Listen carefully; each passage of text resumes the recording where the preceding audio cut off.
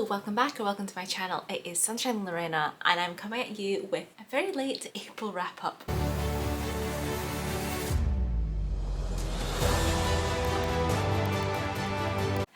So it has been a while since I sat down in front of camera and filmed a video. It's now mid-May, so yeah, like I said, this is late. I was on holiday for the first part of May, and we went to Morocco and I was super busy traveling around. It was amazing and incredible, guys. But yes, I left late, towards the end of April, and yes, I didn't do a May TBR because I ran out of time, and honestly, my TBRs this year have not been going well, so I kind of needed the break because when I've been reading, I've not always been reading the books that I said would, as you'll see from this video if you then compare it to my April TBR. But yes, let's just get into this. I read 5 books in April, which is the second highest amount of books that I've read this year.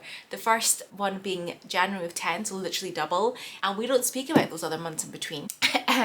Because I have been in this incredibly awful slump. My reading, as you can tell, has gotten better in April, and even now in May I'm doing better, but I still don't feel like I'm at my normal peak reading, and I'm not entirely sure what's going on, but we're just going with it, just trying our best to read books that we like and enjoy. Just before I get into each of the individual books, April is a very average rating month, so according to Storygraph, my average rating is 3 stars, 3 star exactly across the month, so it's been a very average ratings. The books I read, not the best. Several of these I did start in March and only finished in April, so again that kind of shows you how my reading had been going. But yes, let's just kind of get into it. First one is P.S. I Still Love You by Jenny Han, which is the second book in To All the Boys I Loved Before series. The first one I read February, March time, and this was the second one because I wanted to continue the series. This was on audio, and I'm also just going to go ahead and mention I also read the third one and finished it in April, which was Always and Forever Lara Jean, To All the Boys I Loved Before, which is number 3. I'm gonna kind of just lump them together because with them being sequels, I'm not gonna give too many details about the books because, you know, spoilers. But this is YA contemporary, and in the first one, we are introduced to Lara Jean. She, every time she had a crush or kind of loved a boy, she'd write them a letter, but she kept it to herself. And it turns out one day, all these letters get sent out to these 5 different boys, and then you're kind of following the story about the letters, her speaking to them afterwards, etc., and kind of what goes on in the aftermath of these boys receiving letters that she'd written even years before. So that's the general premise. So book 2 and 3 continue on from what happened in book 1. I don't want to say too much because, like I said, spoilers, I'll be revealing things. So it follows on from book 1. Book 2, I got it, understood why there was a follow-up. It made sense because it was addressing things that hadn't been addressed in the first book. It made sense. Book 3, on the other hand, just felt unnecessary. It's her in our final year, and also about going off to college, which one to choose, as well as the love situation that's going on at the same time. But it just felt highly unnecessary. We didn't need that one. I feel like book 2 left off in a good place, and wrapped it up really nicely. I don't know about release dates, etc. I don't know if it had been picked up for a series and then she decided to write a third one. I just didn't feel like it was well connected to the first 2, and it felt like I said, it could have been finished with the second one. It could have finished, it would have been happy. There's absolutely no need for that third one. But book 2, I rated 3 stars. I enjoy it. It's YA. It's nothing special, you know, but it was good. And then book 3, I rated 2.5 because, yeah, like I said, I felt so unnecessary, not needed. And yeah, that's it. That's enough about those 2 books. Then I read A Glass of Kiss by Sophie Gravia. And this was an audiobook. I got it from Audible credit, or it was one of their Listen Nows. I can't remember at this point. It sounded like it was going to be fun and enjoyable, and I give it 2 stars, guys. I give it 2 stars. So they didn't go as well as I'd hoped. This is why I said a very average reading month in April. You see, the ratings weren't giving. Yes, in this one we are following a young woman. She is single, living in the city, living in Glasgow.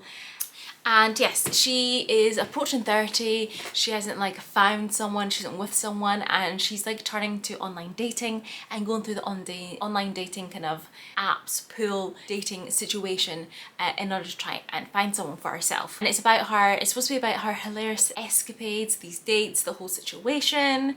Also while in this backdrop of Glasgow, bringing into it, which I did think that element was really fun, that it was set somewhere else that wasn't like London or like America. And yes, the synopsis was giving like, we watch her plunge over head heels in love with an older man as we belly laugh at the antics she performs, using every trick and tip from our friends to make sure his love is recuperated.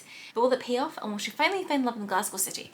So I was expecting this to be absolutely hilarious, which it wasn't. And another synopsis, because this one's from Storygraph, another synopsis, it did mention something about being like Bridget Jones for like the modern age.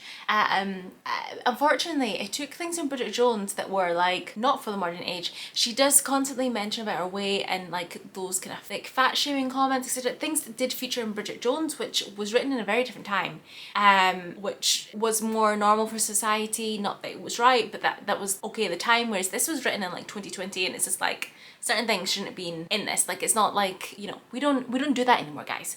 But yes, I have to say, if this is what the Glasgow dating scene is, I feel sorry for anyone who is involved, because like some of the stuff that happens is just like, really, that happened? But I didn't find it as hilarious as it was supposed to be. I didn't really like the character that much. There is a little bit of growth in her character, but I don't feel like there was that much. Like, it just wasn't giving. It just wasn't good, guys. It wasn't good. I didn't enjoy it.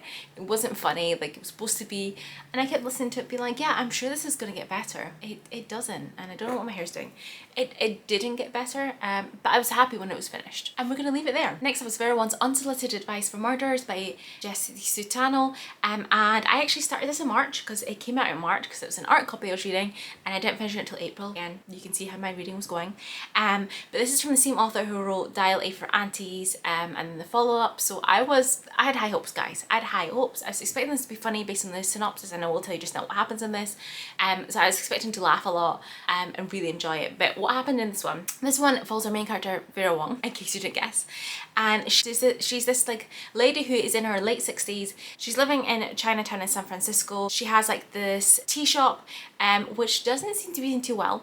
But yeah, she lives alone. She does have one son, which she's constantly trying to contact and set him up, because he's like, I think he's like in his 40s or something. He isn't married yet, so she's like concerned about like the grandbabies. And yeah, so you have like this kind of back and forth. But however, one morning she comes into a tea shop and she ends up discovering a dead body in her tea shop. In his hand there is a flash drive, and for some reason she decides to take that flash drive before calling the police, so they don't have a piece of evidence. And she takes it upon herself to investigate this murder of this guy who's found in her tea shop, to find out what happened, like why was in her tea shop, who killed him, etc. It does, with that, there is a lot of characters brought into this, and it's also her following and getting to know some customers, speaking to people, interrogating them, and it is funny, guys, with the way she goes about doing things. But what she doesn't expect is she ends up forming friendship with these people that she's speaking to, the customers who turn up at her tea shop, and it's maybe not as easy as she thought it was to figure out the truth. That's the best I can do with the synopsis. I did enjoy it. She was funny. I did give this 3.5 stars. I think it's because it just didn't quite live up to the hype that I was expecting based on Dial A for Aunties. I was expecting Vera to be a little bit closer in character to them, where she was a little bit different. She wasn't quite as hilarious. I don't know if Dial A for Aunties is because you have several characters, whereas Vera was just like on her own, like with the way she was, you know, wouldn't have any other funny antics to back it up. I did feel like there could have been a little bit more character development that happened in this book, not just her, but also the other surrounding characters that were following the suspects. But it was really quick. I did enjoy it, and if she did write a second book, I definitely would pick it up for those cozy mystery vibes, because it was fun. It just, like I said, I maybe had too highest expectations based on reading Dial A for Auntie. And then the last book, but not least, again, started in March, finished in April. It was another arc that I had to read that came out in March. And that is Red Queen, which is book 1 in the series by Juan Gomez Corrado. And yes, this is the first time it's been translated into English. It's an international bestseller. It's originally written in Spanish, and then it has been translated to other languages, but they finally done it in English. There is this TV series supposed to be coming out on Amazon Prime at some point this year, which I am interested to see and watch it. I'm not just sure if they're just going to adapt, like for the first series, the first book, and then once they do the second one, which I believe is going to be March next year that comes out, I think it's a trilogy. We'll need to wait and see what happens with the TV situation, but this is a thriller. It is set in Spain. It's set in Madrid specifically, and we are following Antonia Scott, who is half Spanish, half English, but she grew up in Spain. She has this incredible IQ, like super high IQ. She is super intelligent and has a knack of being able to solve forensic like crimes, murders, etc. However, she's been through some personal situations, trauma, etc., and she hasn't left her apartment since, and she just has stopped working. We then have John Gutierrez, who's a police officer, being suspended. He's disgraced, and we do get more of his story in the book of what was going on, and he is about to kind of face charges until he's been offered a job to look at a specific case. The only catch is he needs to convince Antonia to leave her apartment and help in this said investigation. I don't want to say too much more than that. It is like a thriller. There is like a murder there after, etc., and it's about them investigating this. And I just thought it was really interesting. It's a great premise of how like you get the whole information about like the agency they're working for, etc. It's really good. There's great character development. You get lots of different perspectives in this as well. So you have obviously Antonia, you have John, and then there's other people involved within the case, etc., that you see, and one of which is also like one of the murder, one of which is like the murderer, the actual criminal that you follow before you actually know who it is. And I just thought it was super interesting. I love when they do stuff like that because you get to see everything from all perspectives, and we get a whole like 360 view from different perspective, what's going on, and also trying to work it out. So I think it was really well written. I give this 4 stars. Like I said, good development. There obviously is there is a bit of setup in this since it's been the first in a trilogy, so you need to know a little bit of background, but I don't feel like it took away too much from the case that we're following in this one. And yes, I just really enjoyed it. And that's it. That is all the books that I read in April. Like I said, 5, doing amazing. I'm hoping that, you know, May ends just as well.